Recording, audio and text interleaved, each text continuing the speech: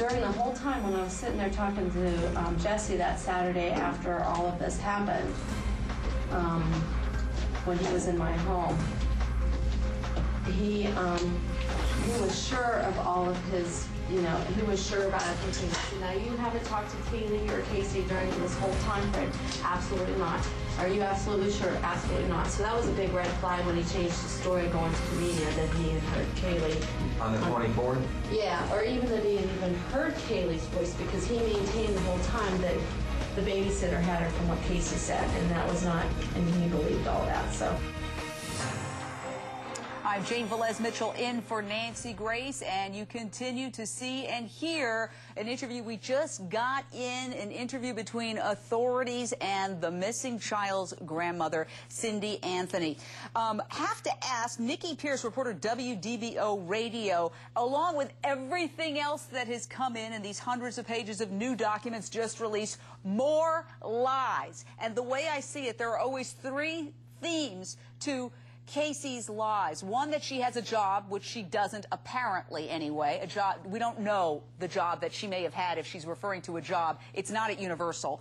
The second is she's going to get a house and live somewhere else with somebody, a better house. And the other one is Zanny, Zanny, Zanny. In fact, she says in one text, just talk to Zanny, even though police never found any record of any connection with any Zenaida Gonzalez.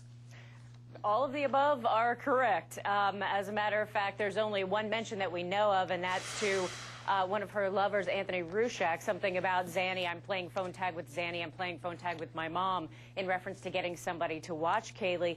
But when the police went over her computer, they found absolutely no contact with any kind of Zenaida whatsoever. And as far as the jobs go, as far as we know, she did not have a job, but she kept saying she was a Universal event planner. I want to bring in the lawyers, Tamara Holder, defense attorney, and John Burris, defense attorney. Tamara, let's start with you.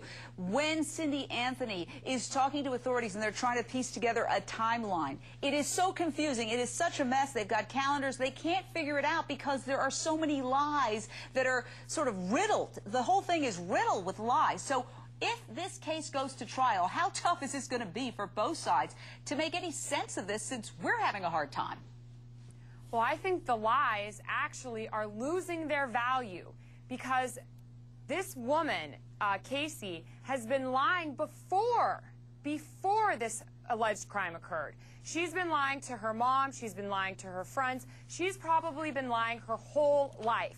So the fact that she is lying to the police is nothing new for this woman. That's why we need something more. That's why we need something more for an indictment. We've got to find some kind of direct evidence. We've got to find How about a human, decomposing human? That's what the body farm said. Human decomposition found in the trunk of the car, along with hair that appears to be Kaylee's. It's not enough. I mean, we would have an indictment right now if they thought that that was enough.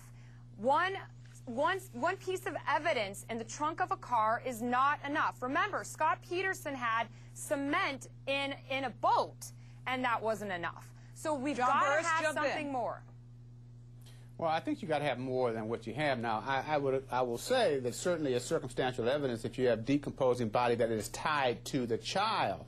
What we don't have it being tied to the child. We have some hair, but hair could have been on any other particular item at any point in time. So I think if you put those two together, you don't get enough to say that the decomposing body is that of the child. John, we have been receiving hundreds and hundreds and hundreds of pages of documents day after day after day. How much more are authorities expected to do? There's nothing in those documents that represents admissions of her, nor do they identify her as being the killer of this child. There's a lot of, this is a person who can't tell the truth about anything. She's a sociopathic person. But that in and of itself is not proof. That's just character And evidence. we are going to give you, sir, the very last word. You've made some good points as a defense attorney. Tonight, we're going to turn right now to